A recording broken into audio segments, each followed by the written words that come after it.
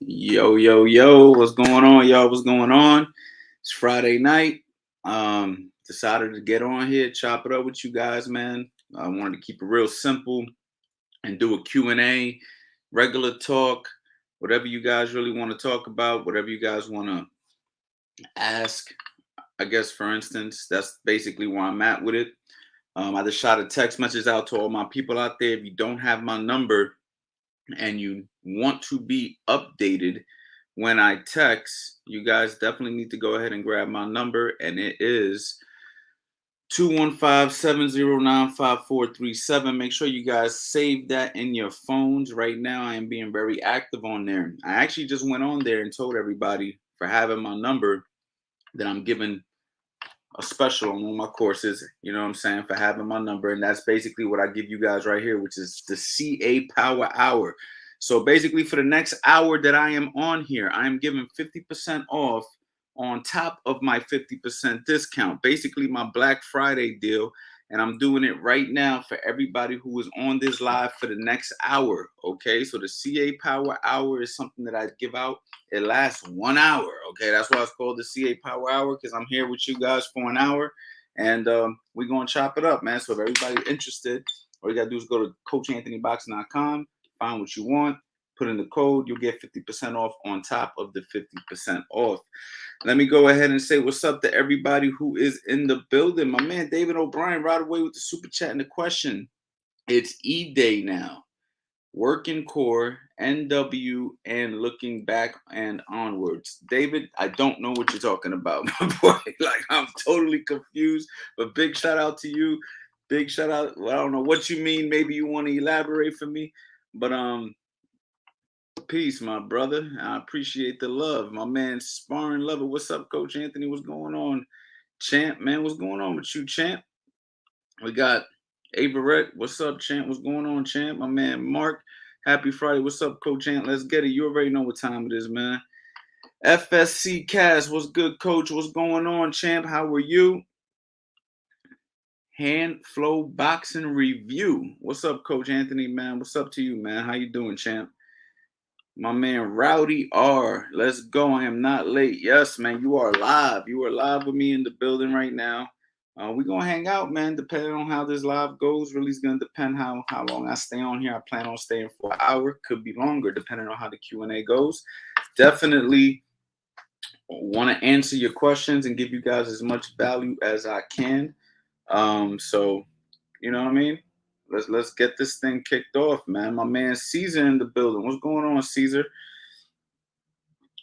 We got Coach Canelo versus Charlo. How do you see it playing out? That's a really good one, man. Give me 1 second. I'll be right back.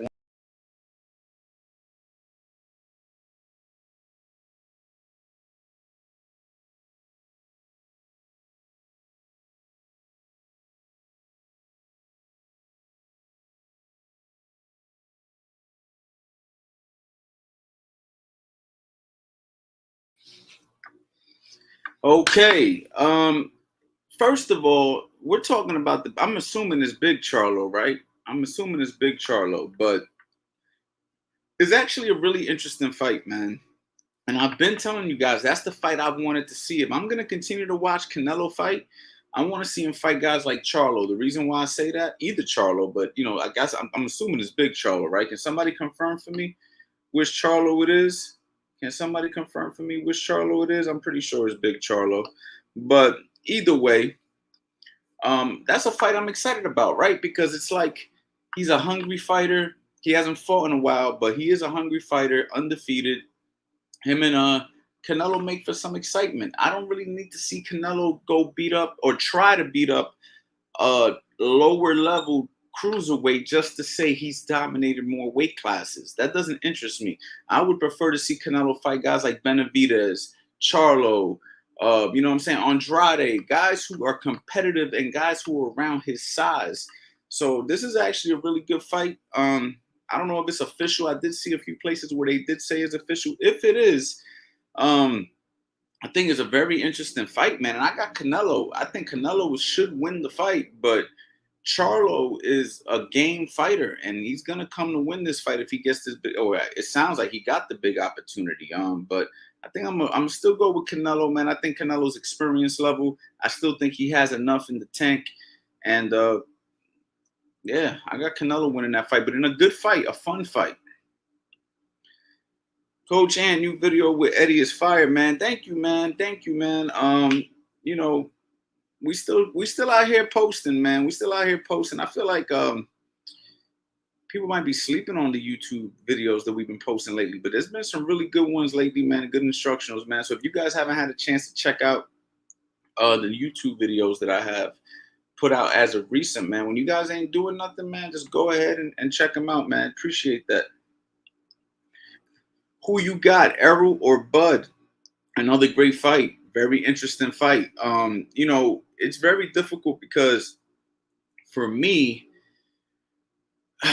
Terrence Crawford has more layers to his game. He has more things that he can do, right? He can go southpaw. He can fight orthodox. He's a good boxer. He's a good puncher. Good counter puncher, right? He seems to be a little smaller than Errol, right? And Errol is just extremely good at what he does. Extremely good at what he does. You know what I'm saying? I think that Crawford has more stuff in his toolbox, but I think what Errol does really well, he does extremely well. I'm still torn in that fight. I'm not completely decided on who I think is going to win. If I had to bet the house on it, man, if I had to bet the house on it, man, it's hard, bro. And I'm going to tell you why it's hard. Because if Errol gets off to an early lead, it's going to be very hard for Crawford to work his way back into the fight the way he's done in the past with guys like Sean Porter and other guys who've gotten early rounds, you know what I'm saying, against him. Because Errol Spence is a different kind of a fighter. Errol Spence can get a lot of early rounds, and if he doesn't get knocked out, he could win a decision.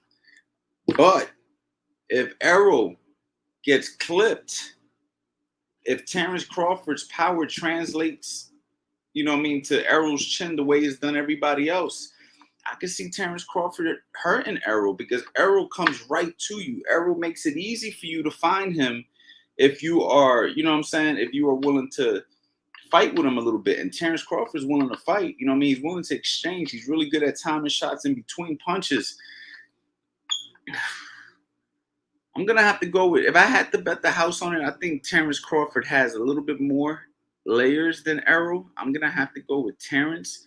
But don't quote me on that. I could change my mind in an hour. You know what I'm saying? But I think I'm going to go with Crawford, and only because he has more layers to his style. But Errol Spence is extremely, extremely difficult. He's a solid fighter all across the board, and he's the bigger fighter. So, and that's going to play a factor. But I don't know, man. I think Terrence Crawford just got a little bit more than him.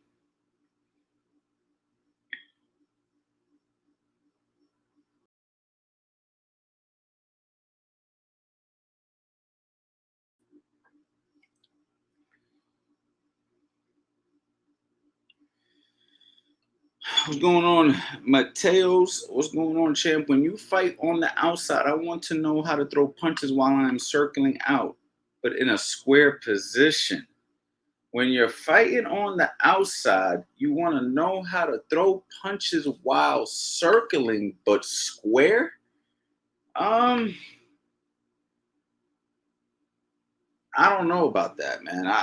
I'm trying to envision what you're asking me, champ.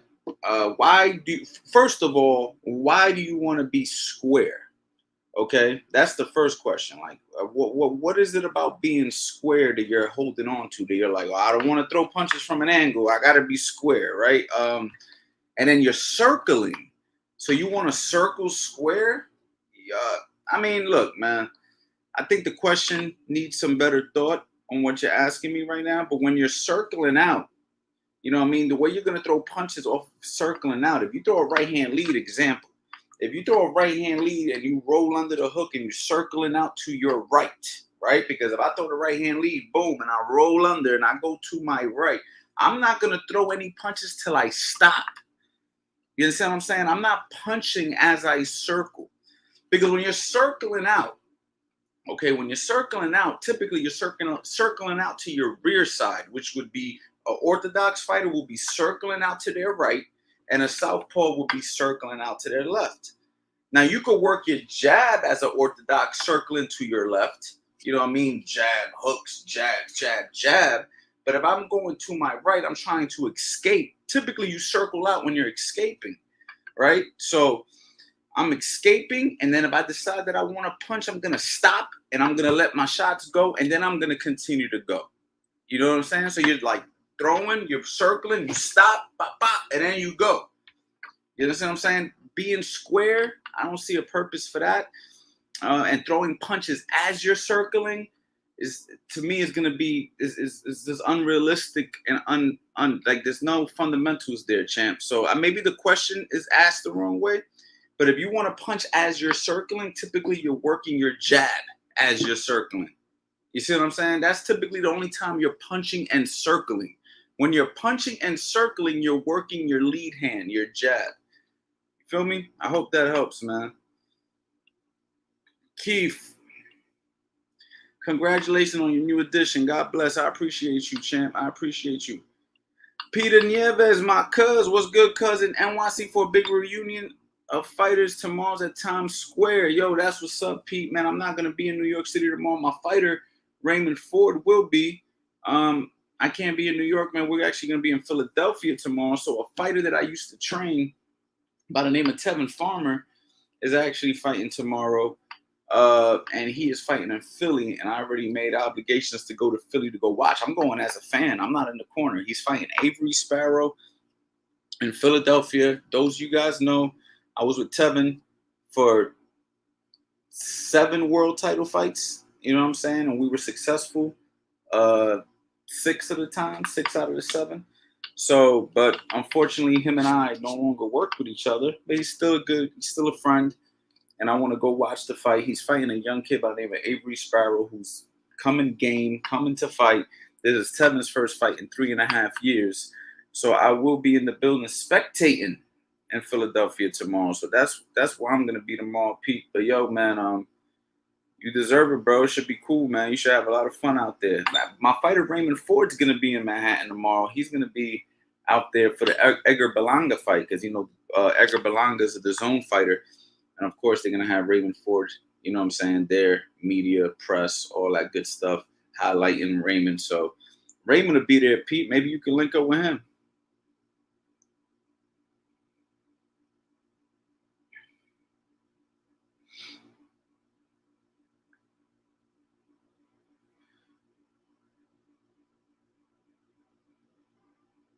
I'm over here just going through, trying to catch up on some of these comments, man.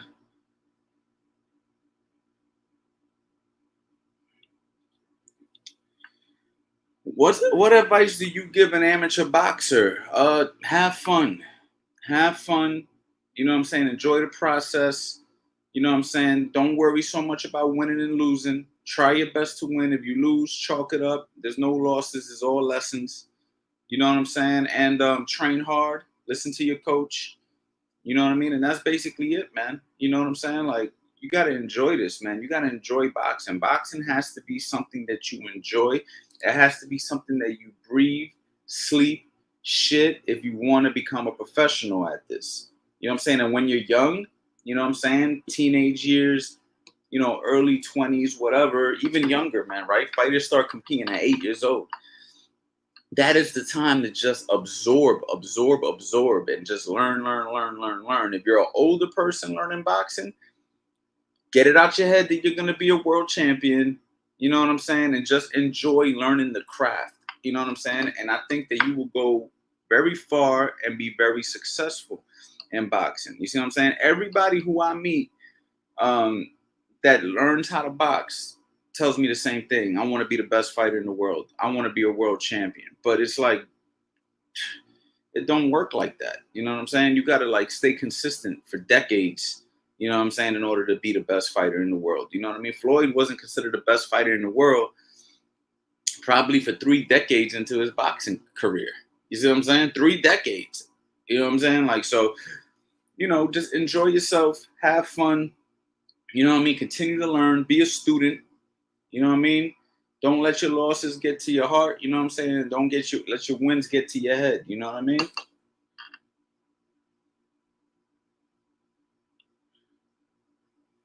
Coach Anthony Nice, I got you in my top 5 coaches, man. I appreciate that, man. You know what I'm saying? I've been mentioned by the people who support me along some really good trainers, and sometimes I'm like, yo, that's really humbling that a lot of people have said some of those nice things to me, considering some of these trainers' resumes. And my resume is nowhere near some of the guys who I've been actually compared to. Like, it's crazy, but this is by my supporters, right? Not maybe in the big scheme of boxing, but my personal supporters see the talent.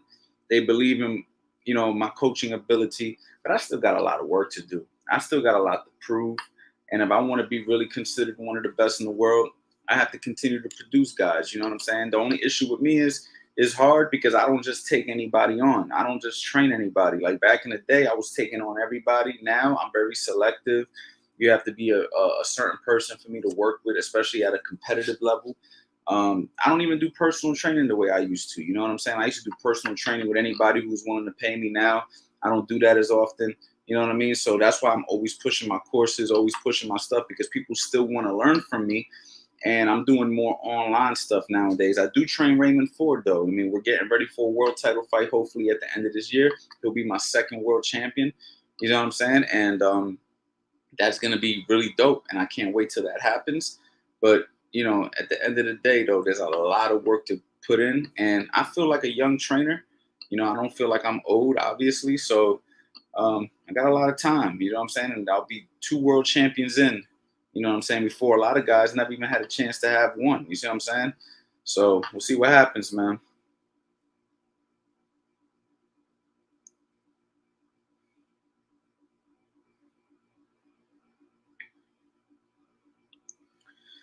As a southpaw going against an orthodox, how should I position myself when fighting on the inside? Should my lead hand be resting on their chest? Well, your head's gonna be outside their rear hand, or you're gonna be outside their lead shoulder. We actually show it on my How to Box on the Inside course. We have a section where it's southpaw versus orthodox, super in depth. Me and Eddie Chambers go over it, and it's tricky when you're thinking about it, but when you see it in the course, you'll really understand it. So right now, you get the CA Power Hour for the next, I got about 40 minutes left. You can get 50% off on top of the 50% off. Grab the How to Box on the Inside course, champ. It's very much worth your money, man. Trust me, you're going to spend more money going out to eat, and that food's only going to give you a bunch of unneeded calories. You know what I'm saying? When you could have stood home and ate. And you can have a course that'll last you a lifetime and give you a lifetime worth of knowledge, man. So go to the website, and that goes for everybody in here who, wants to learn. Go to the website right now, CA Power Hour, 50% off on top of the 50% off. It's a no-brainer, y'all. It is a no-brainer. I would sit here and try to explain it to you, but I actually have a whole segment on it. You see what I'm saying? And I would love for you guys to check that out. Hold on. See, I'm trying to stay up for y'all, man. I'm drinking energy drinks out here. Don't be like me. All right, let's see. We got my boy Pablo Escobar. Can you please explain how to fill someone out in the first round when fighting or sparring? Okay, well, filling somebody out, pause, is as simple as you're not letting everything you have, you're not letting everything go. Right? So you're kind of like keeping your defense tight. Your hands are up. You know what I'm saying? You're not like getting real confident and thinking that everything is sweet. You're filling them out. You're throwing some probing jabs. You're feinting. You're trying to get them to react to what you're doing so you can have an idea of what they like to do. Like Lomachenko said, collecting data, right? You're trying to see, like, when I feint the jab, what does he do? When I do this, what does he do? When I circle to my right, does he cut me off? Things of that nature. You feel what I'm saying? Does he like to come forward? Does he like to back up? Is he aggressive? Or is he filling me out also? And the best way to establish yourself in those situations is with a feint and a stiff jab. Letting a guy know from the very beginning that you might be filling him out but you're there to establish yourself. And that's what they always tell you in boxing. Try to be first, be first, be first. Because when you are first, and first does not always mean that you're punching first. First means that you're doing something to make him react first. So when I say be first, I mean be first as in give him something. Give him something, you know what I'm saying? And then maybe punch off of it. Don't let him start putting combinations together and next thing you know, you're reacting. You don't want to be in a situation where you're reacting because now you're one step behind.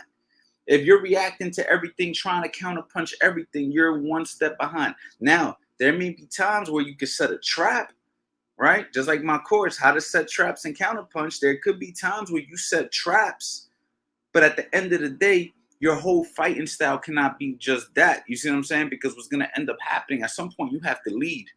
You know what I'm saying? So, you feel somebody out to see what they do. And then you make your adjustments from there, whether you're going to counterpunch this fighter, whether you got to press this fighter, you know what I'm saying? Whether you see that you can go to the body on this fighter. You're going to see things, but the only way you're going to see things is through experience and good education, having a good boxing IQ and experience put together, which means you need a trainer who's teaching you the right steps, the how to the why, and also enough experience in sparring and competition to be able to actually do the things that you're learning in the gym. And even if you learn all this stuff correctly, if you're never applying it, you're never going to fully be able to pull it off in a fight. You know what I mean? Like the old saying goes, man, in order to really own something in boxing, you have to actually pull it off in a fight. And that's when you own it. That's when you know this is my tech. This is my move. I know I could pull this off. I know I could, counter punch this way. I know I can go to the body this way. I've done it before. But if you've never done it, there's always going to be that what if. I don't know if. And until you do it, you don't know. So, yeah, that's my complete answer. I hope that helps.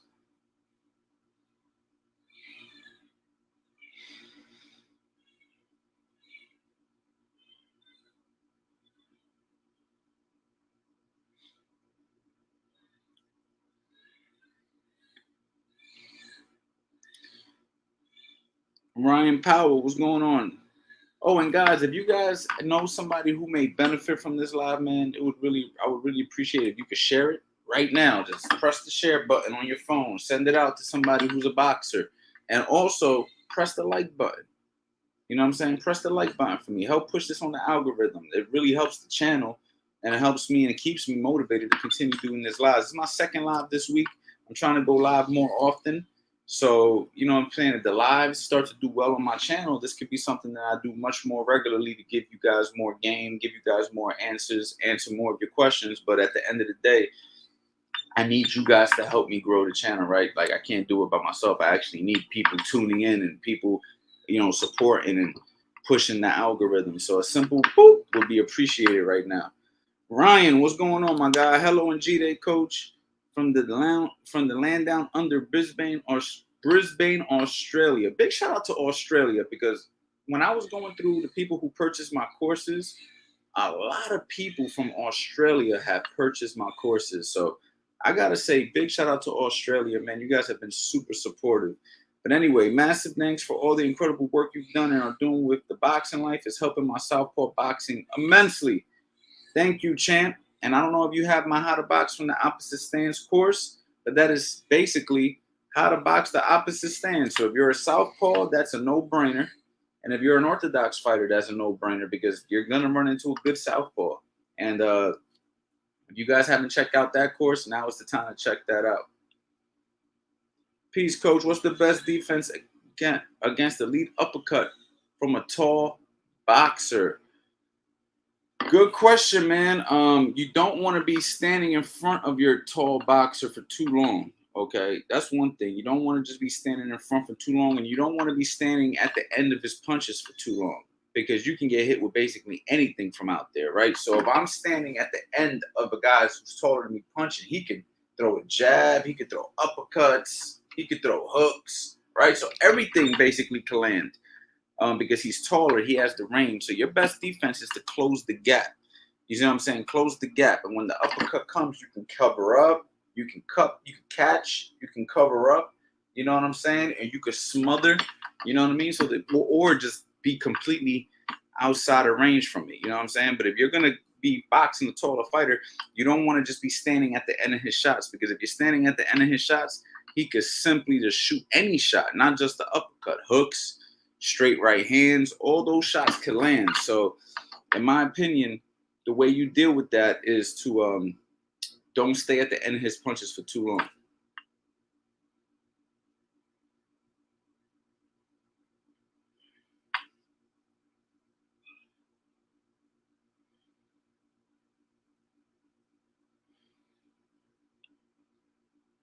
As a teen who's trying to start boxing, get into a gym, and eventually fight amateur, how can I convince my parents to let me box? You know, I get this question quite a bit, and I've answered it in the past. So basically, man, you got to show your parents that you're serious about this. So, you know, I would express to them that you really want to box. That would be the first thing. I would constantly be, you know, asking them, watching boxing, shadow boxing, doing different things to make your parents see that, damn, this kid really, really wants to do this. And hopefully they'll allow you to, you know what I'm saying? If not, you may just have to wait till you're old enough to do it on your own, you know what I mean? But in order to convince them, I think you have to let them know that you're really serious about this. I think when a parent sees like my child's really serious and he's gonna eventually do this without my support, maybe I should just support him on this journey. You know what I mean? But if you're just talking about it, hey mom, I want a box, but then you go eat a bag of Doritos and candy and sit in the bedroom and play video games, you're not exercising, you're not doing push-ups, you're not watching anything. Like, then your parents can be like, nah, I'm not letting him do that. He's gonna get hurt. He's gonna get killed. No way. He's not built for that. So you kind of gotta like show that, yo, this is something you're serious about, and hopefully they'll understand and they'll support it.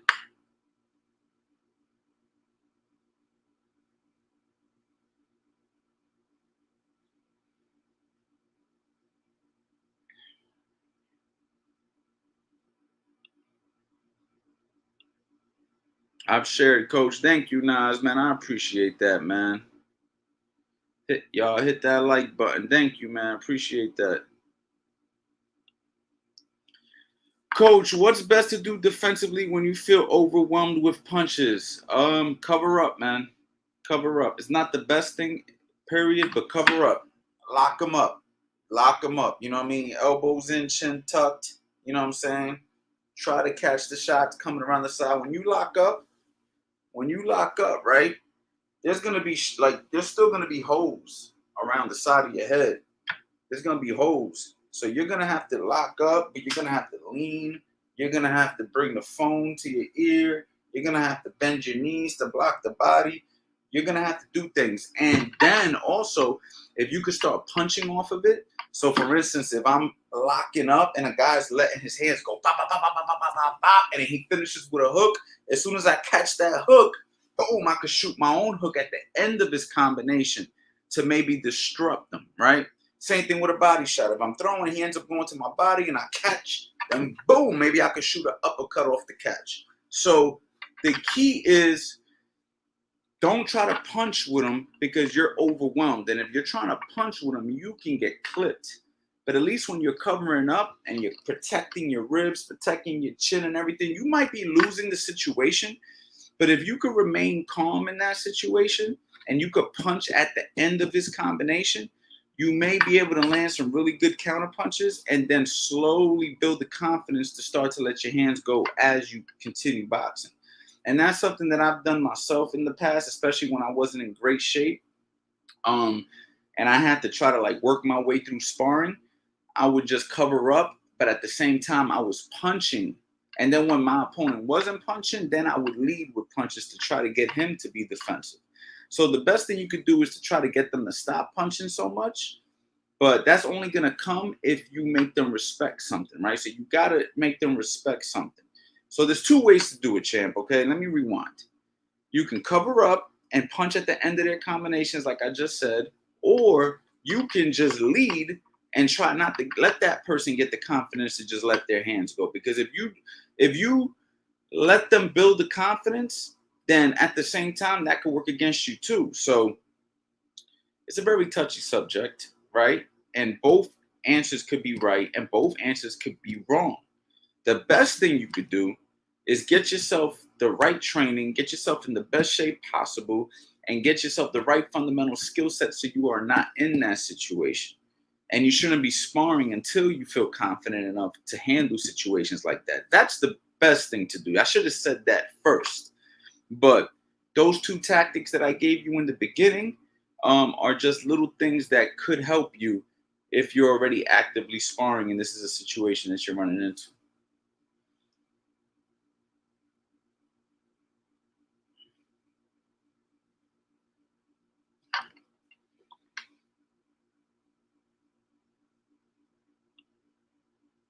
Thank you, coach. No problem, Pablo. You're the best coach. Thank you, man. I appreciate it.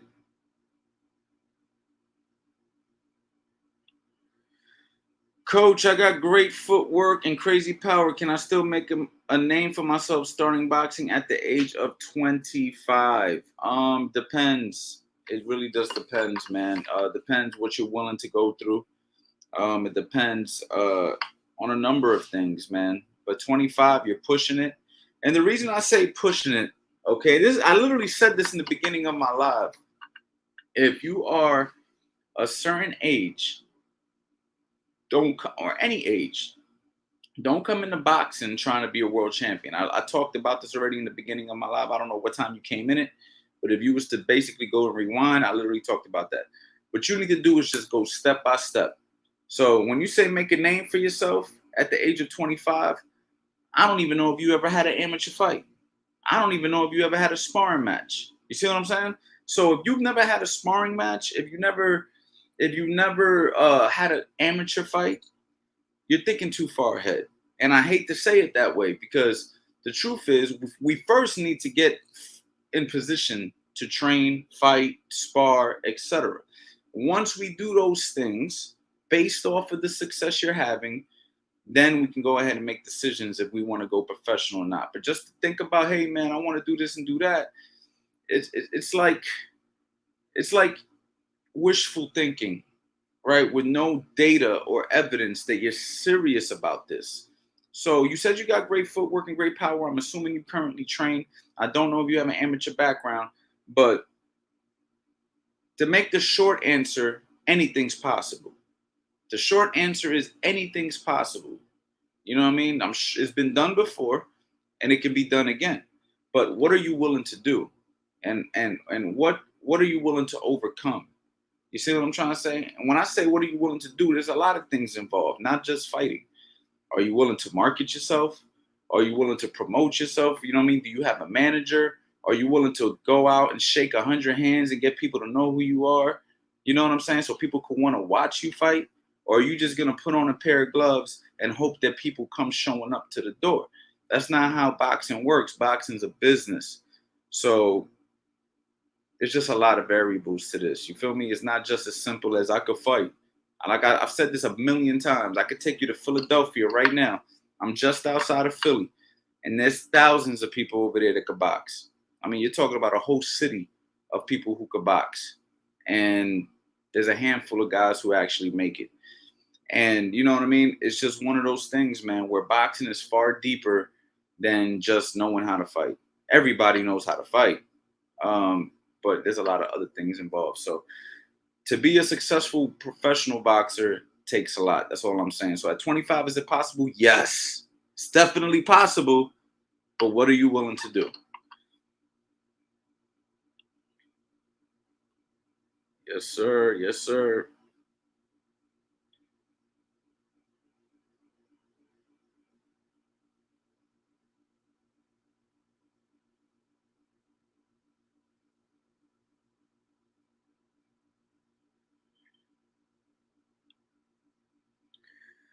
Hi, coach. I'm 200 pounds, 5'10" amateur with my first match in 10 months. My reach is pretty average. What weight should I try to cut down to be competitive? I mean, I would 10 months, 200 pounds. If you can make 165, you're being very serious about your training. You're being very serious about your diet. 10 months is a long time. 10 months, you should be able to do that. So I'd say 165, man. If you make it to 165 in 10 months, you're dead serious. And I think you'll be very successful at 165. You could do 178, but 178 is only 22 pounds in 10 months. It could be that could be your first fight at 178, but at 5'10, I would prefer you to try to get down to 165. But that means you got to be fucking serious. You know what I mean?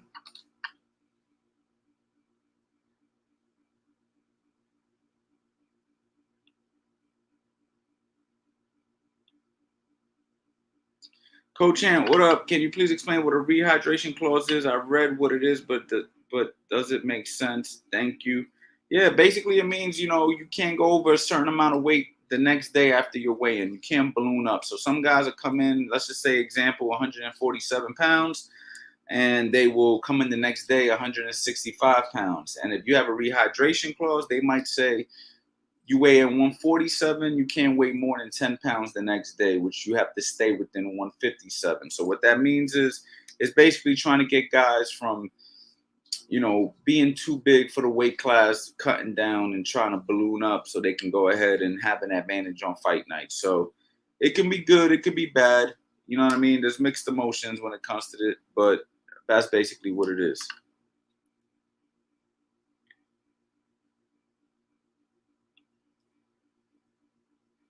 All right, champ, I got you, man. I'll put something together, Jimmy. I got you.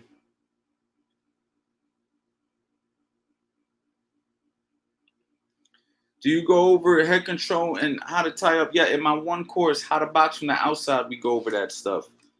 So if you don't have how to box from the outside, champ, I highly suggest it. And right now you can get it for 50% off on top of the 50% off. Take advantage of the deal, champ. Take advantage of the deal. All right, it's 37 minutes into this live. It's the CA Power Hour. Take advantage of it right here, champ. You will get the answers you are looking for with full demonstrations.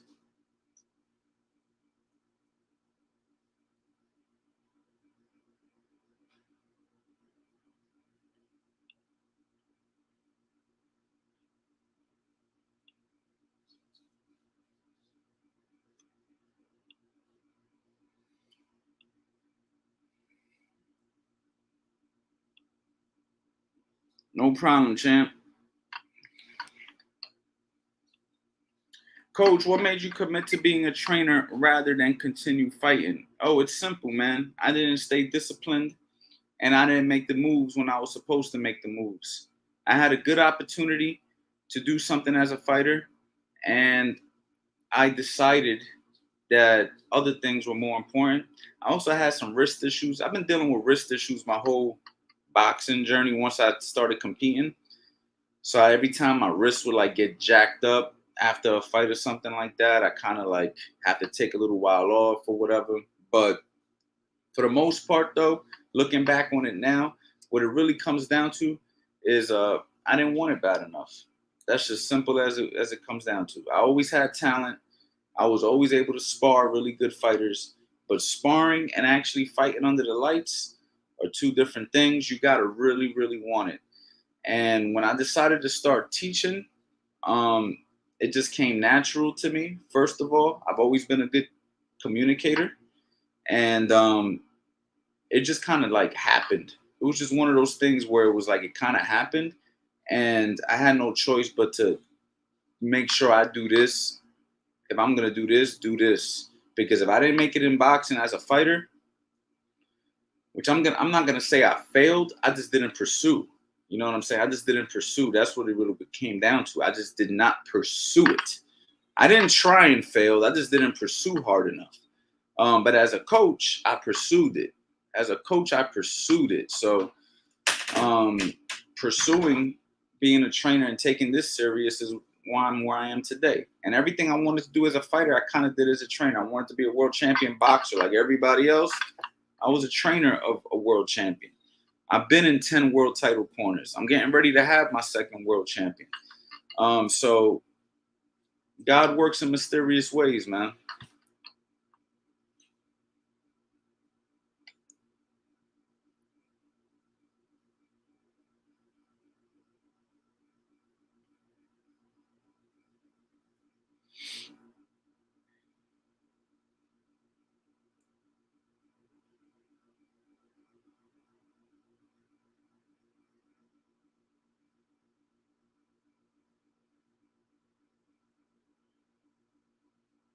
Just trying to read some of these questions, guys. A lot of questions are starting to come in right now. So I'm just trying to read some of these questions. Matter of fact, man, if y'all want to make this easy, man, I'm willing to chop it up with some of you guys right now. So I'm going to go ahead and put the link in the comment section. If you want to come in, ask a question. When you come in to ask a question, make it quick so we can move on to the next person, right? Let's not sit here for an hour. But I would like for somebody, if you guys got the courage, to get on here and talk to me, man. So look, there goes the link. Click that link. Get on here. Have your question ready, and I will answer it. I'm going to take a quick break, and hopefully somebody will have a question ready when I do that. What's going on, guys? Your boy, Coach Anthony. Of course, we got none other than Fast Eddie Chambers, and we just wanted to go ahead and remind you I am offering every single course on my website that we already dropped up to date, which is 15 courses. And actually, I'm going to give you guys an extra course that we just made named Drillers Make Killers that isn't even released to the public yet. If you go ahead and grab the Master Boxing Bundle at 90% off, Eddie, 90% off. That was my Black Friday deal. See how good I used to do, y'all? That's my Black Friday deal. Guys, I don't see nobody pressing that link. Let me find out y'all scared to come talk to me, man.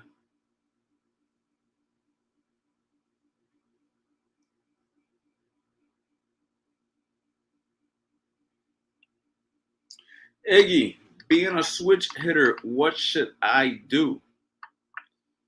I think you just answered your own question. Switch and hit. If you are a switch hitter, switch. You know what I'm saying? Confuse your opponent. Box orthodox for a few minutes, and then switch it on their ass. And then go southpaw.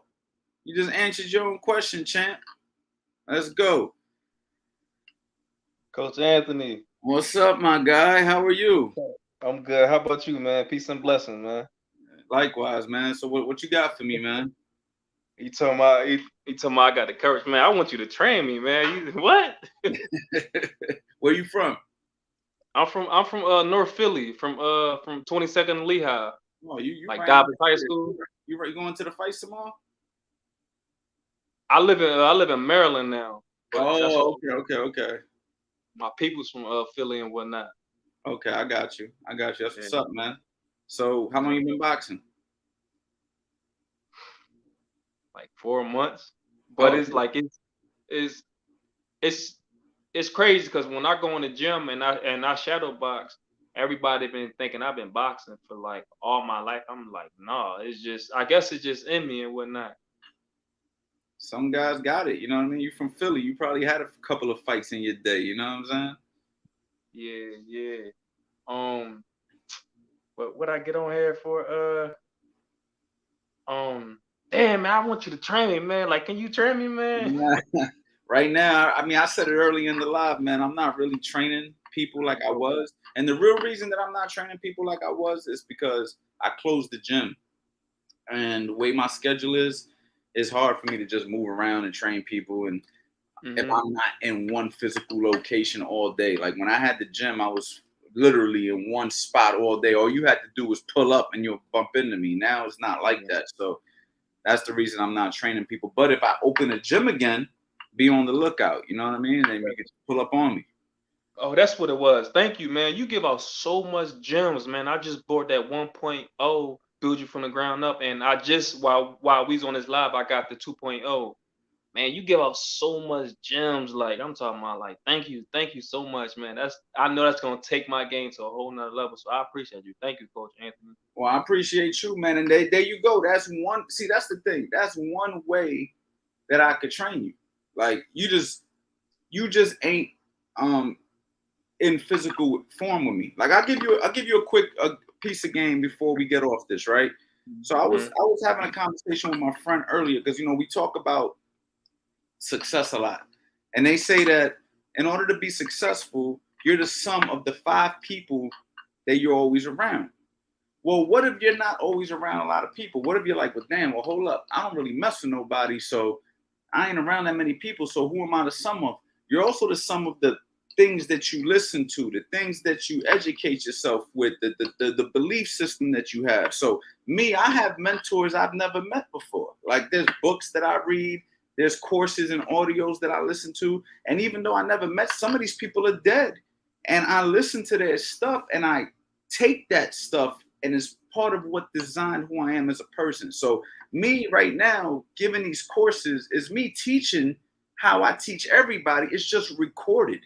And now all you have to do is listen. And if you like how I teach, take the lessons that I already gave and just apply it. Nice too, bro. You nice too, bro. I don't know why you ain't go for it. Like, well, Yeah. like you said, you ain't really, you know what I'm saying? But No.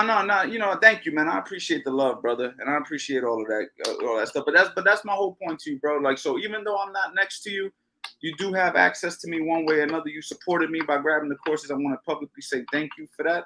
I'm And gonna grab all of them. and of course, you know what I mean? I do coaching calls. I get on here on the live streams. I post YouTube videos. I'm on Instagram doing stuff. So you got access to me somehow, some way. You feel me? I appreciate you because I am a loner. Like, so it won't feel like I'm alone when because boxing is a lonely sport. You know, like it ain't no seasonal. Like it's yearly around. You can't take no days off, man. It's like you said, it's a sweet science that you got to learn. So, and I'm, you know, like I just turned 30 June the 16th. So I know I ain't gonna be no world champ. Like, and you know it's crazy because I'm glad you said that. I got that out of my head. I'm going to the gym. I'm real humble. I'm quiet. I don't say nothing to nobody. But everybody, they walk up to me like, "Hey, you box, you nice and whatnot." And I'll be like, "Man, I want to be like world champ." But now I gotta say, like, I ain't gonna be no world champ. Well, But I mean, listen, man, I never like to kill nobody's dreams, right? So I don't tell people you can't be this, you can't be that. I just tell people don't put that pressure on yourself. So let's just say you're 30 years old and you want to be a world champion. Listen, brother, they said that electricity was impossible. Then Albert Einstein came around, right? And then it's just like, what the hell just happened? So there might be a guy who starts at 30 and becomes a world champion. And somebody will say, oh, Coach Anthony said you can't do that. That's not what I'm saying. But what I'm saying is when you come into the game with the mentality that I want to be a world champion and you haven't even done anything yet, you're putting this extra pressure on yourself that if you don't go ahead and maintain that same motivation you had day one, the shit's gonna dwindle off. And that happens to so many people. That's like somebody who weighs 400 pounds saying, I want to have a six-pack. Like, hold on, bro. Let's go ahead and shave off 50 pounds real quick. And then we'll talk again. And then we'll shave off another 50. And then 5 years later, when you see that motherfucker with the six-pack, it was a 5-year journey. It wasn't something that happened overnight. So, you know, I just think that all of us have to remember that this shit's a process and just enjoy it, man. Enjoy it. Enjoy learning the 1.0, the 2.0. That's the shit that once you learn it, you're going to look back like, yo, those were good times. I remember I ain't know how to do this shit. You know what I'm saying? So that's the mentality, bro. And then if you happen to win a world title one day, fucking great. You know what I'm saying? yeah, man. I appreciate you, man. I'm gonna let somebody else get on. But it came to a point like, man, I'm in love with boxing now. Like I fell in love with it. Like I'll be watching your videos. Like sometimes I go to sleep like 2 a.m, dude. Like it's crazy because like when I first like I've been doing it for 3 months. I'm gonna make it short. My weight was at 205. Now I'm at 187. 23 hours. So I'm dropping down. You know what I mean? Like I really want this. I'm dropping my weight down. And look at that. You winning already, bro. You're doing something positive. You're learning how to defend yourself, getting your weight down. So you're doing something for your health. So at the end of the day, you winning. You feel me? No matter how you look at it, it's a W all across the board. You know what I mean? World title. That's neither here nor there. You got champions saying, I don't even need a belt, man. So, you know, don't let that shit be what gets you going, bro. Just keep getting the positive shit from boxing. You know what I mean? Yeah, man. I appreciate you, man. Salute to you, man. Thank you, champ. Thank you for the kind words, man. Thank you. We got my man Dallas. You there? Hey, what's going on, man? Yeah, I'm here. It's good to finally talk to you. What's going on? I'm man? coming all the way from New Zealand, man. That's what's You go. up. Yeah, I got a bit of lag coming over from this side, man, so I'm a bit slower than usual, but I've been wanting to talk to you for a long time. I've got a plan like in place where I'm going to work for about a year and then I was going to try and make something happen. I'm 35, but I've just been shadowing for about maybe 2 years. And equipment, I know the change that it would make and stuff like that. I mean, I'm coming from a background of karate tournaments and stuff, so it's not really the same as the intensity that you would have in boxing and stuff. I find that like just using your hands and just using your shoulders and just using your chest and your elbows is a lot more, and your head is a lot more easier than trying to kick or something. Okay. So what is your plan, champ? Well, my plan is to work and to save up the money because, as far as I'm concerned, and at the end of the day, if everybody's paid, then it's a lot easier to be able to get the training done. So I want to come in, everybody's paid, everybody's paid up and stuff, and I'm willing to put some money into this and stuff, and I'm increasing my hours at work, and I'm gonna hopefully try and come through with a big sum so that I can put down some money and actually really get some time in. I mean, when I get my shot and stuff, it'll happen fast. I mean, I'm big noting myself a little bit there, but I'm very confident that I'll come through with a decent score, even if it's unanimous or something like that. The experience alone will be a bit of a change. I've thought about this for quite a while actually, and this is like one of my things, one of the last things that I'll do. Otherwise, I'll just go into full-time work. So that's how I see it. Amen. Well, best of luck to you, champ. And if I can help you, you already know how to get a hold of me, man. Either get on these lives, go to the website, hit me up on Instagram, man. I support you, man. Thank you so much, Coach. I'll let somebody else jump on as well, and I appreciate that so much. I mean, I got what I really wanted to do by doing this right now. I mean, I appreciate that. It's good to have those small motivators that'll keep you driving. Keep going, champ. Don't stop. Take care, brother. Thank you, sir. All right, peace, man. My man Dallas got big dreams. He's wanting to do what he got to do, invest into himself. He's willing to invest. My man Cam, what's good? Coach, look, man, look.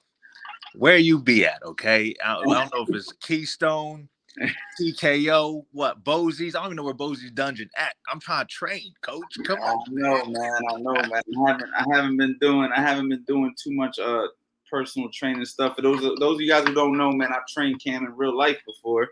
A couple of times. We had I don't know how many sessions we did together, like 5 or 10 or something. Yeah, we had a handful. We had a nice amount, man. Good box. You're a coach, right?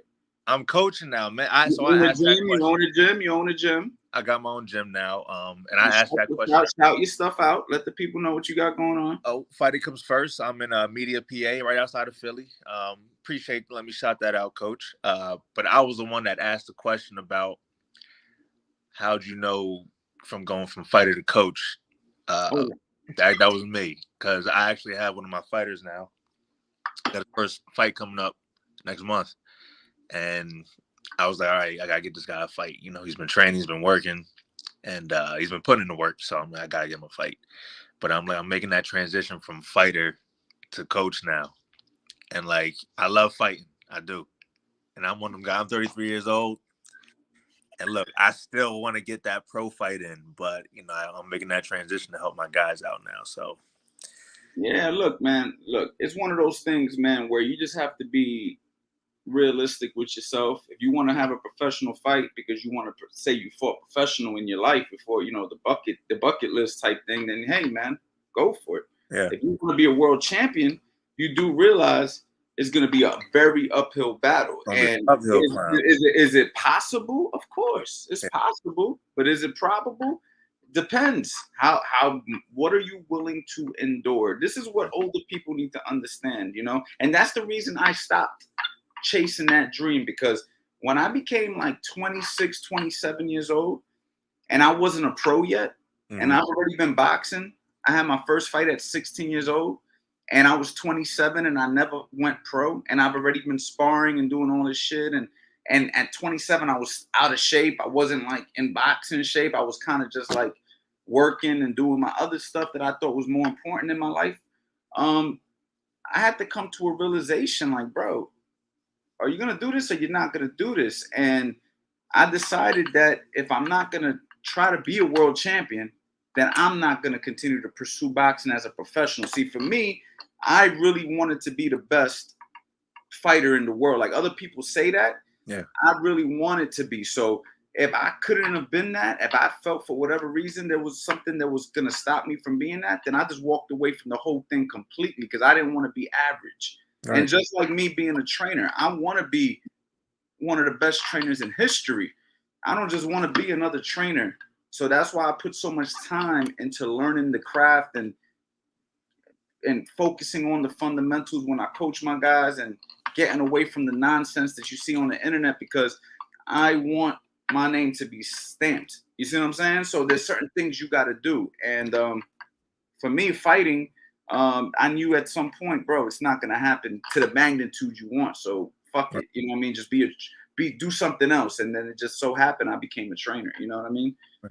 Yeah, understood. So that was me, though. Other Yeah. people might not feel as strongly about it as I did. You see what I'm saying? And they might just want to do it because they just want to do it. And I support that. If you want to do it, bro, do it. I've worked with you. You're physically strong guy. You got nice punches. You got nice technique. I've never seen you spar, but I'm sure you can handle yourself. So, hey, man, that's really up to you. And look, just let me know next time we spar in that TKO. I gotta give me the invite.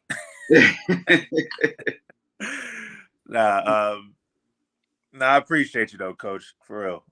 I see you out here. You doing a lot for everybody, man. The stuff you're doing, like the amount of information you're giving out on the internet, man. Like people don't realize, like he's really giving like real game out here. Like it's crazy, and it's quality too. It's not like some of the stuff you see on like Instagram or like TikTok where you look and you go, wait, what? And you look at the comments and you see other like people going like, nah, like it's real quality stuff. And I find myself watching all the time, and you're not really gonna get much better in that type of format. Like Coach Anthony, like you really doing your thing, man. It's just an inspiration for real. Thank you, bro. And I'm gonna make time for you, man. I'll hit you up when we get off this live. Maybe we'll set up a session. I know you've been wanting to work with me for a minute, so maybe we'll do something this weekend. Maybe we'll do something Sunday. What you doing Sunday? Hey, I got some time Sunday. All right, yeah, maybe we'll do something, man. I know you've been supportive for a long time, man. So Yeah, I'll hit you up at the end of the session. I got some other people right here waiting, so I'm gonna get them in here. All right, We'll link in person, bro. You're local, so we'll link in person. Go. My man, thank you, Cam. Appreciate you, Coach. No problem. All right, my man Cam came in here, showing love. Man, Nathan. Yo, what's up, Coach? What's good, champ? How you doing? I'm doing all right. I've been part of the group for a little hot minute. I've been active in the group. I'm under a different name on there though, Champagne Pop. I'm always on there. Yeah, bro. We talked on Instagram a week or two ago. Yeah. How has the community been for you, man? How have you personally liked it? And how do you enjoy the courses? You know what I mean? I'm gonna ask you, like, how's it been working? You know, it's been what, 2-3 weeks now? Yeah, I give, first of all, the community is a 10 out of 10, man. It's really been pushing me, keeping me consistent, just seeing other people, the motivation. I've been watching you on YouTube, just getting jewels before I cop the course and just learn. You're breaking up a little bit. Connection. My bad, my connection suck out here, but man, you give out good jewels, man, and it made me want to, get the course, and just it's been real helpful. Me going to the gym with my coach, he see progress, and he wondering like, man, how you know to do that, or how you know to pivot this way? Or I'm like, I don't say anything, but I'm like, man, I just be at home practicing. But you know what I mean? It's been real helpful, man, and it's got me focused. I done lost and dropped some more weight, man. Just staying on the grind, man. I told you what my goal is to do. I know I'm in it late, but I want to be a coach, man, and just help kids, even if it's just at the small levels, nothing else, just staying out of trouble and just doing something positive. You know what, man? It's all about what you're doing right now, man. Staying consistent, learning the game, getting educated, going through the process yourself, staying humble, and like you said, man, Yep. you know what I mean. You're gonna continue to learn, and you just pass on what you learned. And 10 years will go by, and that shit'll go by real quick, man. You know, you're not a young, you know, Yeah. you're a young man, but you ain't fucking Yeah. years old. Yeah. You know how quick 10 Yeah. years flies. You know Man, how. So in 10 years, if you stay dedicated to what you're doing, just imagine how much more knowledge you're gonna have, especially when you know how to decipher the real shit from the bullshit, and yeah. you'll be able to pass on those jewels to kids. And that's how you practice. You practice with the people who don't want to be fighters, and then you start to see, okay, this is working with, okay, boom. And then next thing you know, you're working with, you know, everybody, and that's just part of it. You just got to pay your dues like everybody else. You know what I mean? That's what you're doing. Yeah, I appreciate it, man. Hey, just quick shout out to you, man. Just keep doing what you're doing. I know you are, but man, you helping a lot of people, man. That probably felt like they should have been doing. Like you said, 10 years go by quick. I feel like 10 years ago I should have been doing this, maybe even further than that. But I'm doing it now, and I'm making the best out of it. So I appreciate it. I just got off a 12-hour shift, about to go to sleep and get up and go to the gym tomorrow, man. You'll see me in the group tomorrow. I'll see you in the community, my brother. Yes, sir, man. Have a good evening. Thank you for chiming in, man. Shout out to my guy, man. Nathan, man. He's super involved with the community. So quick story about him. He shot me a DM on Instagram because I had something where I was like, if you're interested in my courses, shoot me a DM. And he shot me a DM, and I took a look at his pages. No, I think I might have took a look at his page. I forgot how I bumped into him, but for whatever reason, we connected on an Instagram DM message, and he told me, he was like, you know what, I'll invest in your courses. I'll check them out. And he did. And his energy was so positive. I was like, you know what, man, I'm put him in the community as well. And he's just been involved, man, every day posting his journey. He's focused on weight loss. He said he wants to be a coach. And, you know, accountability is something that's very much overlooked in training. Accountability, man, because people want to learn and do this and do that, but they underestimate how important it is to have a group of people, a community of people who are actually on the same mission as you. And that's what keeps you motivated to continue. And this is why I've created a private community. And a lot of people ain't doing that. A lot of people don't have a private community.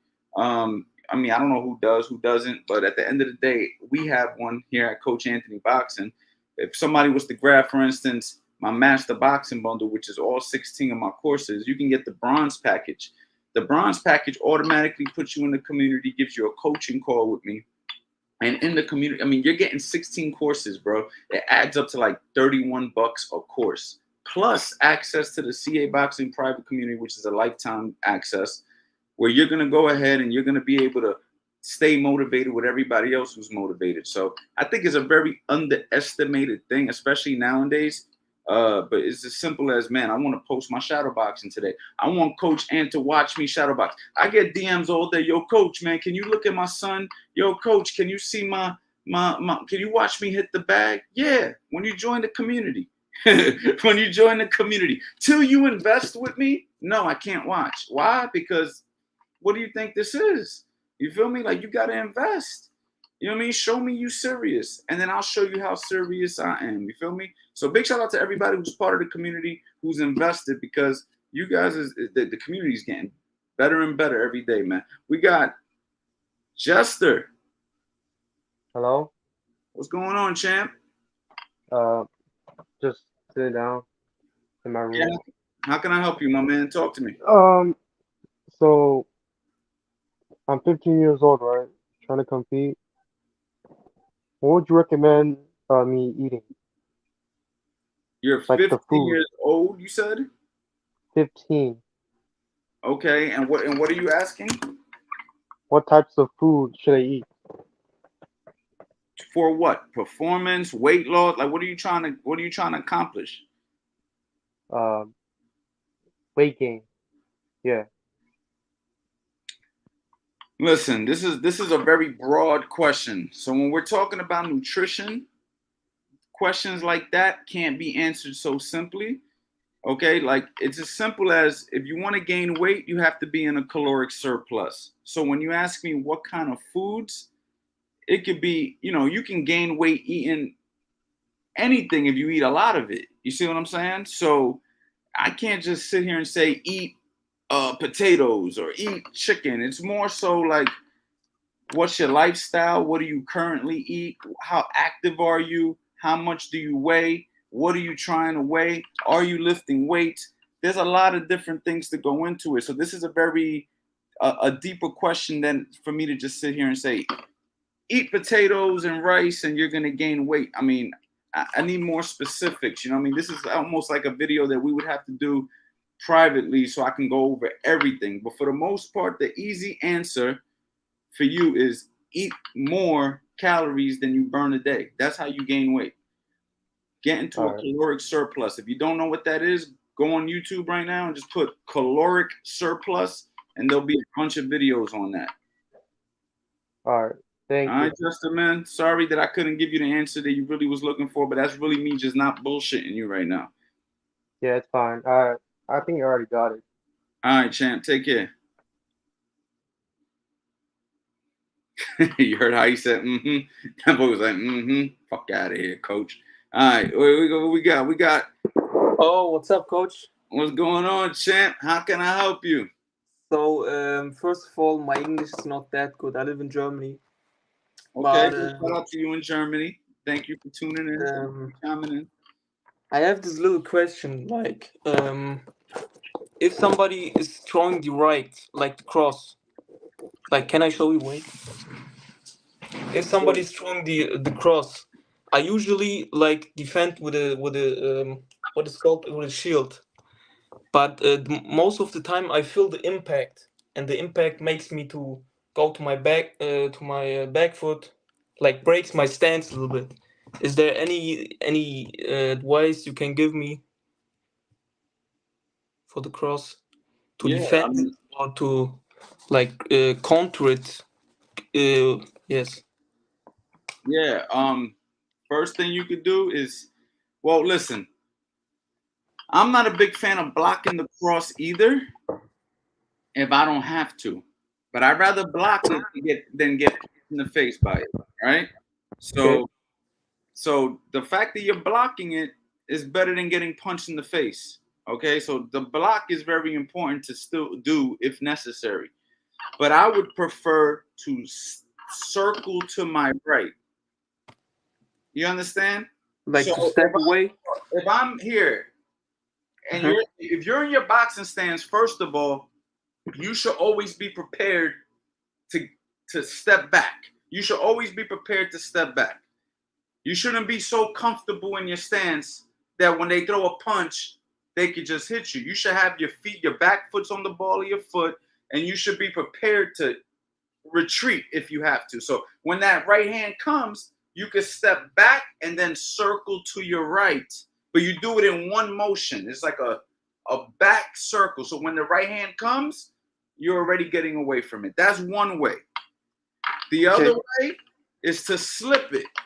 All right, if I throw the right hand, you slip it, and now you're in position for a left hook to the body.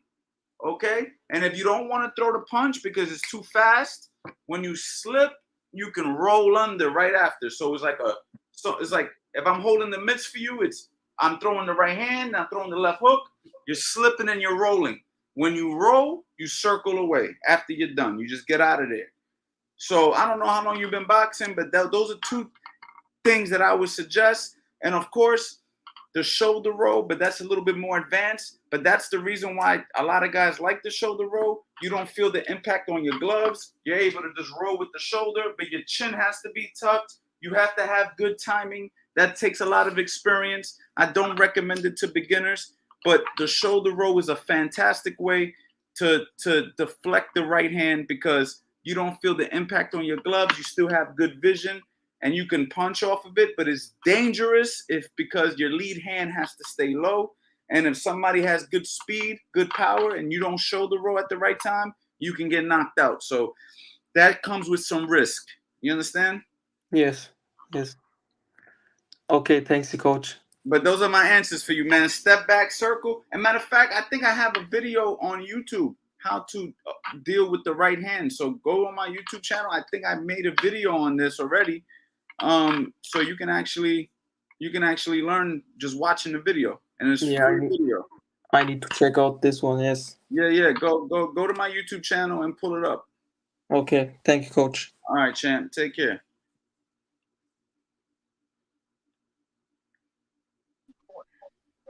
Hey, Look who Coach it is. Anthony, long time no see. How are you doing? I ain't seen you since no days off November.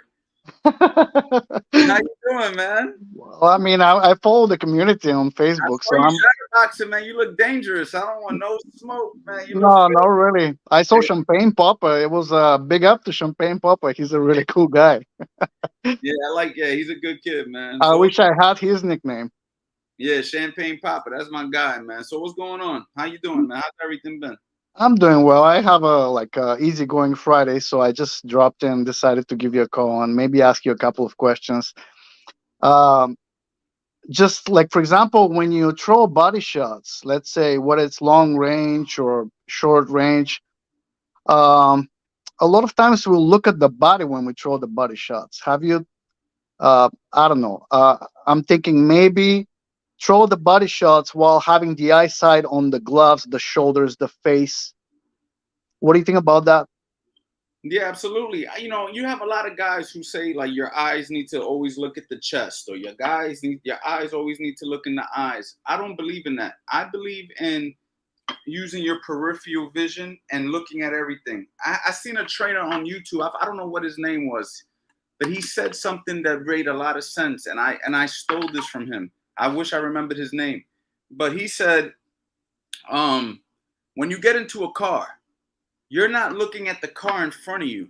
You're paying attention to the road. You're paying attention to the cars on the side. You're paying attention to the cars in front of you. You're looking in your rearview mirror. You're paying attention to the cars behind you. You're not just focused on one thing in the car. And I believe it's the same thing for a fight. So if I'm looking at one spot only, I might miss something. So for me, I'm looking at the whole picture. Now, I might use my eyes as deception. I might look at your eyes and shoot something to your body. I might look at your body and shoot something to your head. I might look at your body, throw something to your body, and then look at your body again and then shoot something to your head, right? I'm feinting you with my eyes. But if I have enough boxing experience, I should be able to hit you without having to look directly at the target. So I should be able to see it and take it. But that's going to take experience, right? You need to be boxing for quite a while for you to make those quick decisions without having to stare at the location you're punching. You know what I mean? Yeah, exactly. No, 100%, 100%. No, and I feel a lot of people actually get countered when they go to the body. They get countered upstairs because they're so keen on looking where they're placing the shot. So they're like not being aware of the whole picture, just like you said right now when driving a car, for example. Yeah, like for me, man, look, for me, going to the body, for me, there's only two times I'm going to go to the body. If I am in close range, extremely close, where it's almost like I'm smothering your shots and I could just shoot right there without having to do a lot of extra movement, right? Like if we're close enough, I could just, we're shoulder to shoulder or something. I could maneuver you, bang, or I'm going to throw a headshot, get you to defend it, and then I'm going to go to your body. But I'm not just a big fan at shooting body shots because that's how guys get countered. You know what I mean? You get countered when you just throw a body shot without selling it. You have to throw something to a different location to create the opening, especially to the body, because it's so easy to block a body shot. I mean, if I'm standing like this, it's going to be very difficult for you to land a body shot on me if I'm standing in a shoulder roll or Philly shell because my elbows are already in place. All I got to do is go like this and like this. If I'm standing like this, it's a little easier to go to the body, but at the same time, I can counter you to the head. So in order for me to feel safe throwing to the body, I have to get the guy to defend. So I will throw something to the head to create the body shot. You know what I'm saying? Or you just counter with a body shot. For example, somebody's throwing the lead hand jab. You can go with a jab to the body or right hand to the body or right hook to the body. Or yeah, those are safer counters. Yeah, safer counters. Those are safer counters. But like if somebody throws a left hook to my body, I could throw a left hook to the head at the same time. And as they're going to my body, they can catch me on the temple, even if my glove is up. And that brings me to another question, because now you just reminded me something. You know how when we throw the right hand, you in your courses and your videos, 99% of the time you teach roll under the shot. So throw the right hand and roll under to your right. Yes. Now, so by the same token, when we throw the left hook, we kind of roll to the left, correct? Most of the time, yes. Most of the time, yeah. Most of the time, because we're anticipating possibly a right hand or right hook coming, so we're trying to go underneath to the left. But even also to put you back in position. True, but in a lot of your courses also, you mentioned, for example, countering the left hook with a left hook. So in that case, if you throw the left hook and you roll to your left, you're not rolling under the left hook because the left hook is coming from the other side. You know what I mean? Yeah. So when you're countering a left hook with a left hook, a lot of the times you're trying to throw the left hook at the same time or within a millisecond time under. And then also, if I throw a left hook to your body, right, I'm not gonna roll to my left. This is where I'm gonna do a slight reset where I go here and then I come here for a little bit and then I roll to my right. So that's it. Yeah. So that's with the left hook to the body. But what happens when you throw the left hook to the head the left hook and anticipate a left hook counter? Left hook to the head could be the same thing. I can go left hook to the head if you block it. If you block my left hook to the head, I can still roll to my right because when I go here, I'm dropping here just a little bit. And then I'm under. You see what I'm saying? Yeah, 100%. But another thing that I teach that I don't know if you've seen before is when I throw the left hook, I drop. So if the left hook comes from that direction, I automatically can drop, step in, smother. Very advanced, but very good move. I made a video on YouTube. You can look at it with Eddie. It's called How to Drop Off the Hook. And that's one of my favorite things. I haven't seen the video, but what you explained now, it's amazing because by just dropping that way, you're also ensuring that if he throws a left hook to the body, you're kind of bending that way so your elbow is in place connected to your hip. Yeah, so, yeah. I like to throw that. I like to throw that hook and drop because I'm already here. So yeah, come back here takes too long. All I have to do from here is bend the waist. You see what I'm saying? And that's, that's a good move to do if you miss the left hook as well. If I throw a hard left hook and I miss, just drop. And then from the drop, I can turn. Different things you could do. But yes, typically going like this, I'm only gonna do that if I'm coming back with a second hook. So, for example, what would your tell sign be? If somebody's blocking the left hook, then most likely his counter would be from the left side. And if you miss, if he's not blocking the hook, for example, he rolls under your left hook, then you know the most likely counter will be the right hand, so you have to roll to your left. I'm not sure if I'm making myself clear. Okay, so let's break it down for 1 second. If I throw a left hook and you're countering with your left hook? No. If you throw the left hook and he blocks it, then you're guessing that he's most likely going to counter with the left hook himself. So that's when you drop down, correct? Yeah, but even if he throws the right hand, I'm getting under the right hand as well because a lot of guys will counter the hook and shoot the right hand.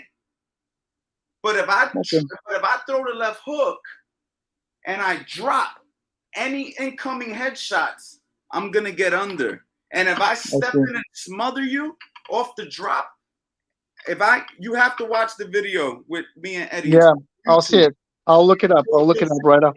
You'll see what I'm talking about. As soon as we throw the hook, we drop, we smother.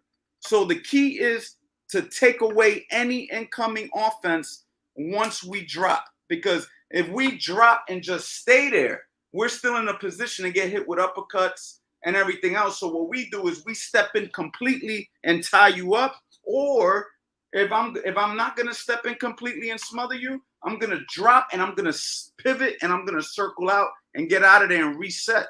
So I'm not still in front of you. You see what I'm saying? Oh, thank you. That information was beautiful. That was like another gem from you. I don't wanna say too much in the video because maybe there's somebody else behind me. and they want to ask you something. So thank you so much for having me, and Okay, thank you man, so much for. I appreciate you coming in here asking some educated questions because it actually gets a chance.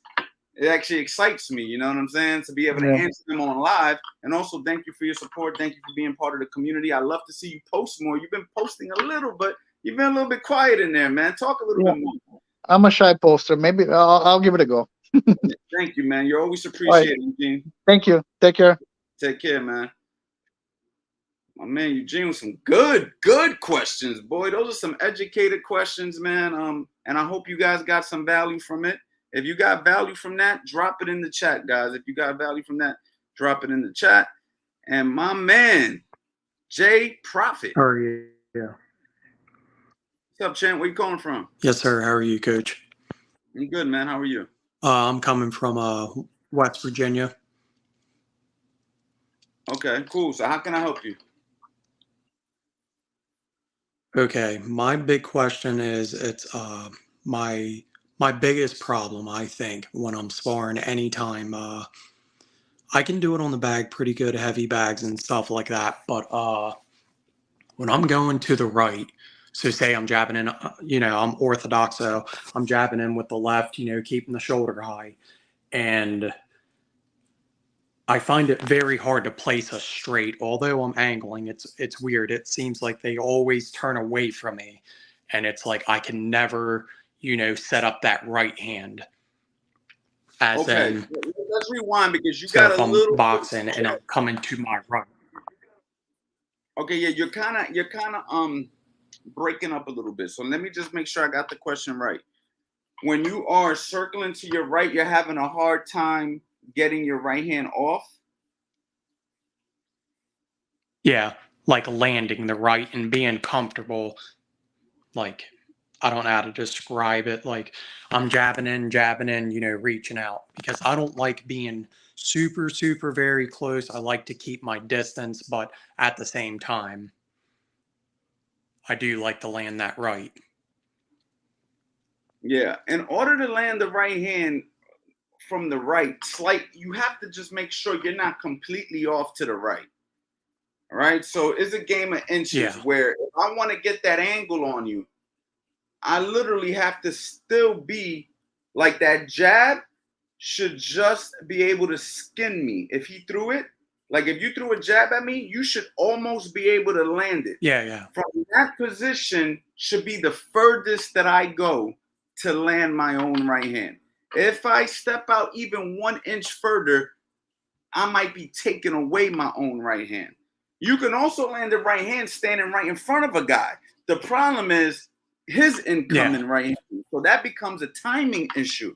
But if you're going to do it from an angle, you have to make sure that you're still close enough to get the shot off, because if you go too far out, you're taking away your own right hand, if that makes sense. Okay, yeah, I understand. It's like stepping. That's just my like biggest. stepping. I'm sorry, man. Our connection's off. So if I'm cutting you off, I'm not meaning to. That's mostly my connection. Yeah, so it's just like stepping back, right? Stepping back's a great thing to do. But if you step too far back, you now eliminate your own counter punches. So you don't want to step too far back. When you slip a punch, you don't want to slip too far because it takes too long to counter. So everything in boxing has to be done minimally, because if you do too big of a movement, you're going to take away the counters or the opportunity to land. If I want to throw a right hand and I go like this, just doing this has made the right hand telegraph, as opposed to just shooting it from right here. So everything in boxing is a game of inches, including the angles, including the step backs, including the slipping, including the blocking. And if I block and I completely roll with the punch, I square myself up. But if I just go boom, I block, I'm still quick enough to turn back the shoulder if I have to. Everything has to be done minimally. You understand? Yeah. and I don't want to take up too much time, but I have one more question kind of leading to that, right? Okay. You kind of covered that, like partial of that second question with the blocking, but that's another one that I have trouble with. Like, I like to kind of set that trap when they're coming in, and I'll block it really good, but it seems like every time they throw that liver shot and headshot afterwards, it's like I feel like I'm rolled way too much like back to come with the uppercut. You know what I mean?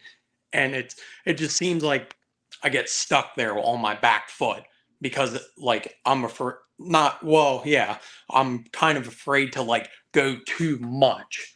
You know what I mean? So should I like step into that uppercut a little bit and kind of like, dip back down or You shouldn't be looking to come back with a shot if the shot ain't there. So, for instance, if you throw a left hook to my body and I block it, and you're standing right in front of me, like if you throw a left hook, somebody throws a left hook to the body, they dig the shot, and I'm able to just go here and boom, bring the uppercut up. Great. If they're throwing the shot and I feel like I have to step into the uppercut, no good. You shouldn't be looking to step into that shot. The shot needs to be right in front of you. Sometimes there is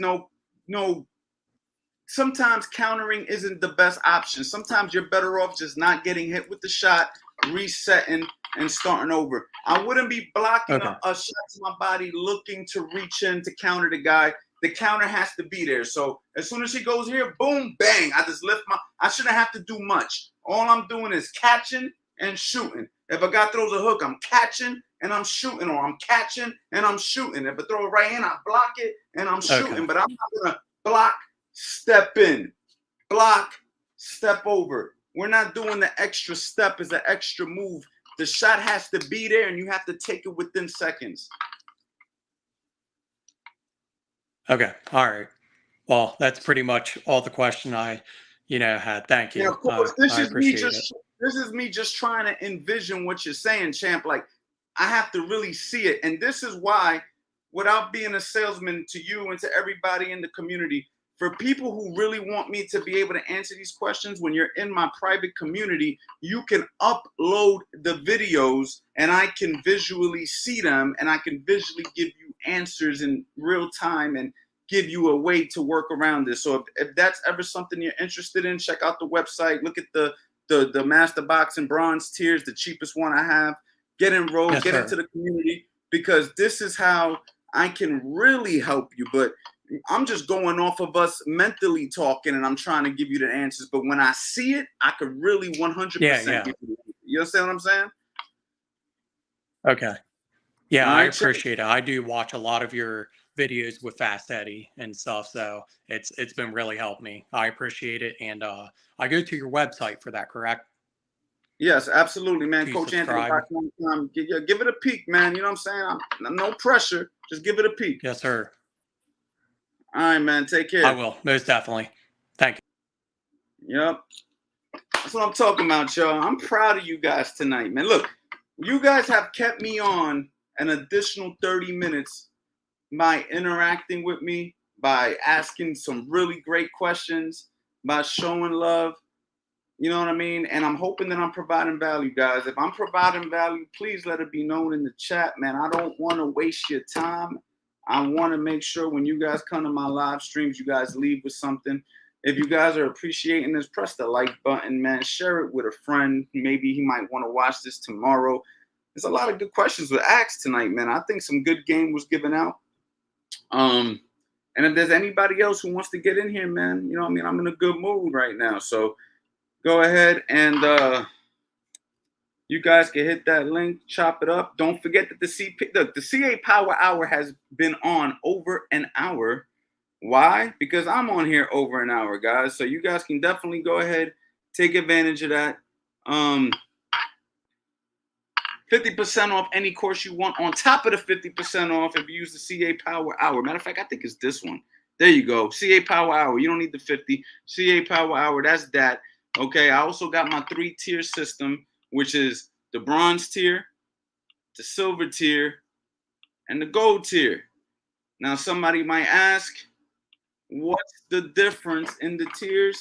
The difference is the amount of coaching calls you get with me. If you guys like this live stream interaction, imagine how it would be if it was just you and me having a conversation and we were going over your film, going over your videos. I'm giving you a plan or something to work on. This is how I deal with my clients that, have invested into like the gold tier, the silver tier, or the bronze tier. Plus, you're part of a private community and you have access to me basically 24/7. So that's just something to keep in mind for all my serious people out there. We got my man Juan Morales. What's good, champ? Hey, wow, I wasn't sure if this was going to work. Can you hear me good and everything? I can hear you good, man. Your setup is better than mine, man. What's going on? No problem. Hey, I just started coaching about 4 months ago. My son, just because my son is the coach that he had left the gym, and well, pretty much everybody that coaches at the gym, not to disrespect anybody, but it's old school Mexican style boxing, and I've seen some of the guys there kind of reach a plateau, and my question is, as far as coaching, just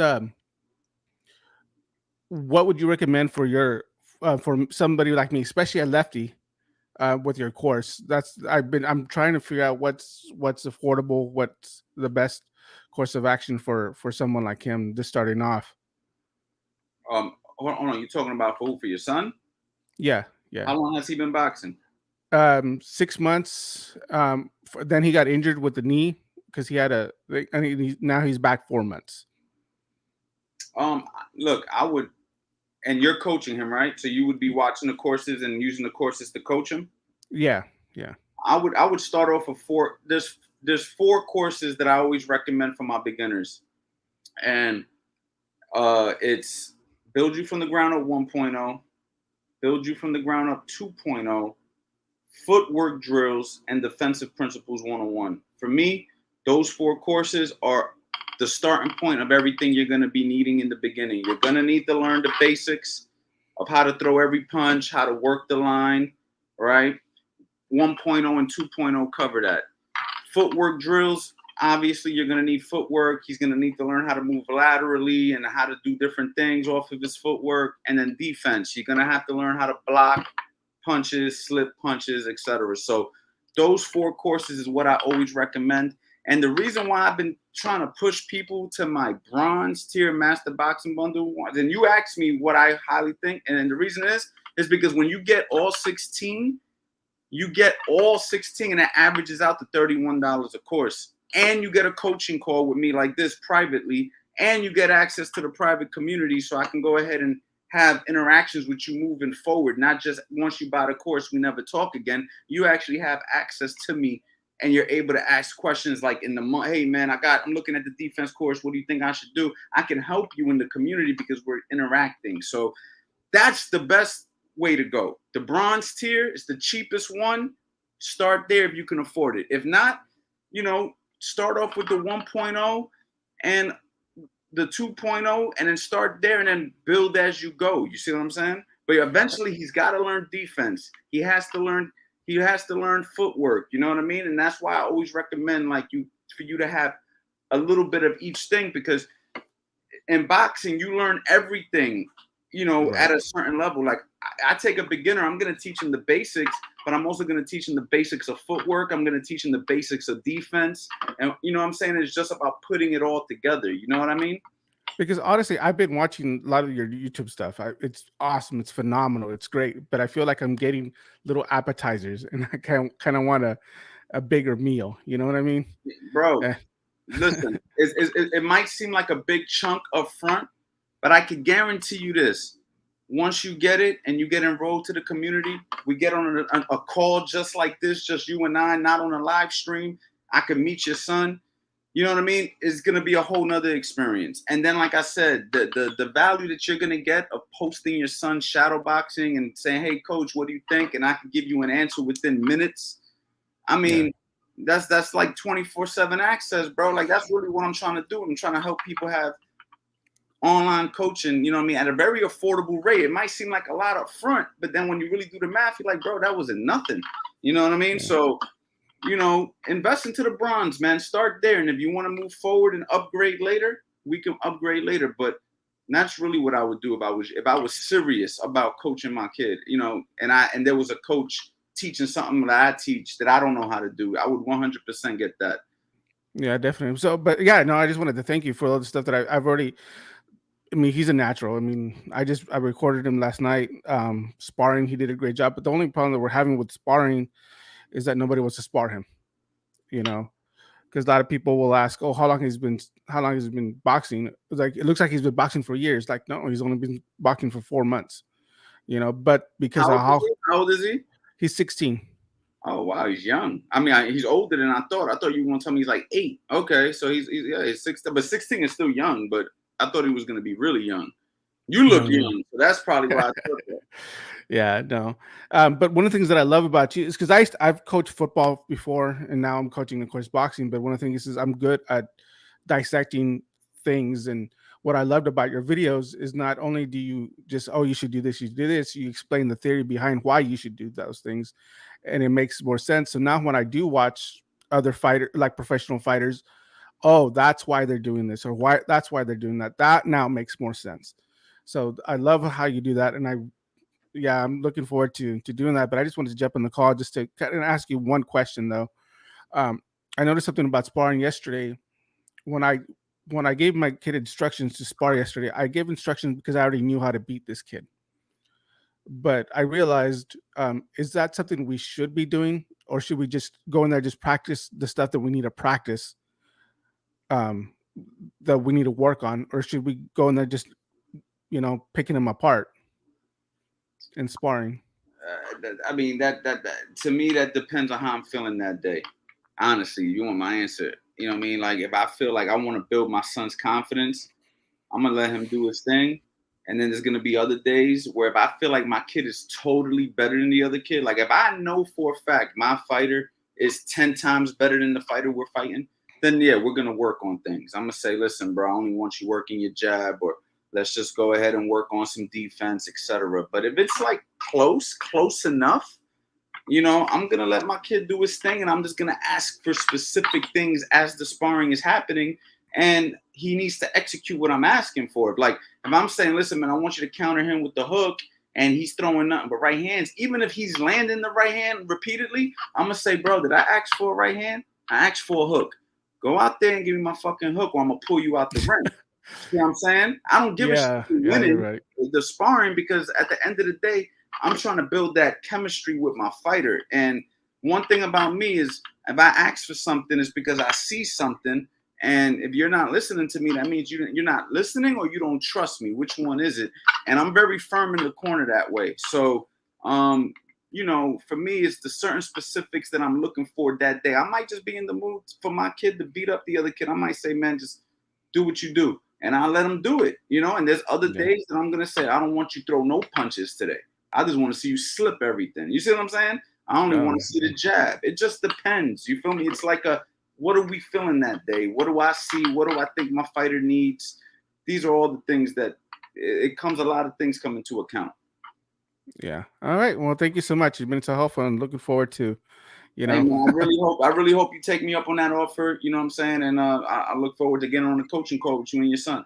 Okay. Well, I messaged you, and hopefully maybe we can disconnect so we can maybe work something out. And where did you message me? On that text thing that you have at the bottom at the thing. Oh, okay. You shot me a text. Okay. All right. Cool, man. I'll be looking out for it as soon as I get off here. All right. Thank you so much, man. You're the man, Juan. Take care. Super dope. Super dope. Big shout out to Juan. Big shout out to his son. Wish them the best. Guys, man, if you guys are interested in moving forward with me and learning boxing the real way, no bullshit, online, I'm here to help you. Not everybody has access to a coach. I understand that. Not everybody has access to a gym. I understand that. Some of you guys are in a gym and you're training yourself. I understand that. Some of you guys feel like you're alone in this shit. I understand that. I've been there. I know what it feels like to walk into a boxing gym and have absolutely nobody pay attention to me because I wasn't a pro. I wasn't an amateur at the time. I wasn't doing nothing. I was out of shape, and they only wanted to work with the talent. You know what I'm saying? Nowadays it's even worse because not only are you competing with the talent, you're competing with the people who are willing to spend money for personal training. So now a trainer is going to say, am I going to train you, or am I going to charge this guy $100 an hour? I'm going to go get the 100 because this kid ain't paying me, right? I understand all of that. So what did I do? I decided to come online and open up the doors for you guys to have an opportunity to learn from me through a combination of things. My courses, okay, my private community, and my online coaching calls. I know it's not in person, but it's damn near close enough. And we can get a lot done if you're willing to put in the work. If you're willing to put in the work, if you're willing to listen, if you're willing to learn, I can guarantee you that you're going to learn how to box dealing with me in this manner. But you got to be willing to put in the work. You got to be willing to listen. You got to trust me. You got to trust somebody, right? You got to trust somebody. You might as well trust me with this boxing thing, man. I've been doing this quite a while. If you guys got any more questions, man, go ahead, ask the questions. We've been on here for 1 hour and 40 minutes. My plan was to be here for 1 hour.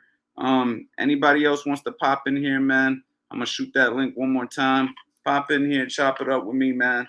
I'm having fun, man. I'm having fun. I'd be lying to you if I wasn't. Probably stay on here for a few more minutes, man.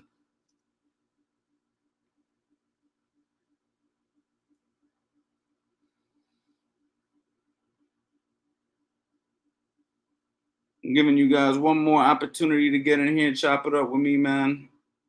And guys, if you don't have my number, shoot me a text. Like my man said earlier, he got my number off of a text. Shoot me a text, 215-709-5437. Again, 215-709-5437. So this text message number that I'm giving you, I do a number of things on these texts for people who don't know.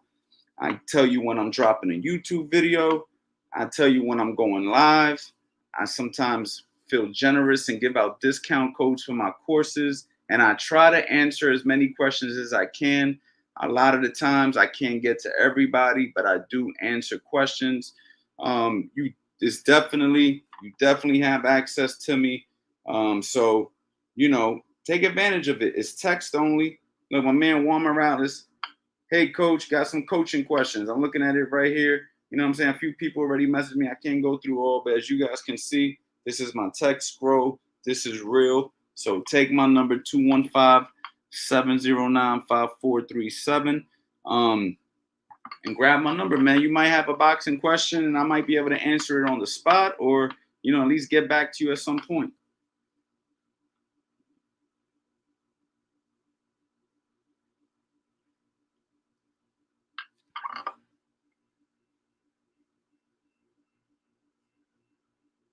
We'll give you guys a couple more minutes, man. If this dies off, I'm going to skate up out of here, man. I'm going to give you guys a couple more minutes. I think we got some really good stuff done tonight, though. I'll give you guys a couple more minutes. If nobody pops in here, nobody asks a good question, I'm going to just slide up out of here, man. But I want to say thank you to everybody so far.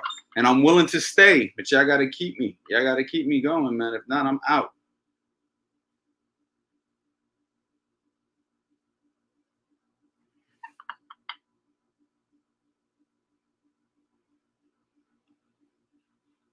And for those guys out there who don't have access to my newsletter, I have a newsletter, guys. All right, I'm going to give you guys the link to that real quick right here in the chat. I want you guys to sign up to the newsletter. That's similar to my text message. I do the same kind of stuff, except that I give out more written word game because obviously you can write. You could definitely write more. Okay, so you guys can sign up to my newsletter. The same idea, guys. I give specials on my courses. I give out tips. I give out workouts. Yesterday, I gave out a professional workout that I actually put professional fighters through. So it's a lot of game in my newsletter, guys. Another opportunity for you guys to learn from me. Am I in Florida? I'm not in Florida yet, but trust me, Florida is on the horizon, champ. Florida is on the horizon. I am looking at Florida very closely right now. But right now I'm in New Jersey, just outside of Philly.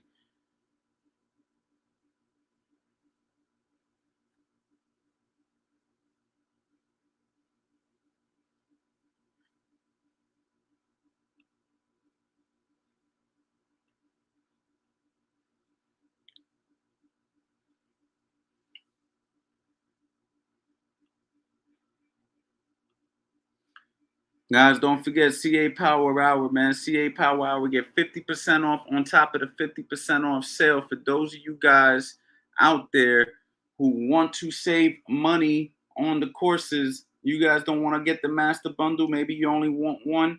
This is the course for you guys to get right here, man. The CA Power Hour.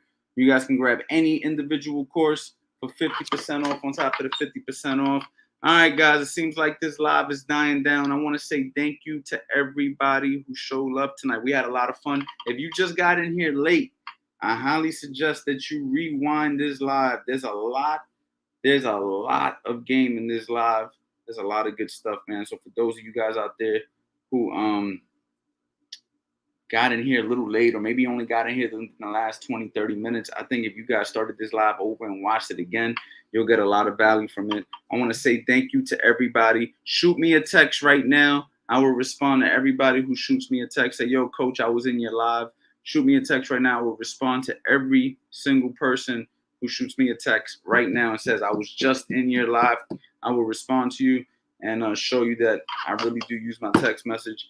And I want to say thank you guys. Peace, man, and hopefully see you guys soon. Later.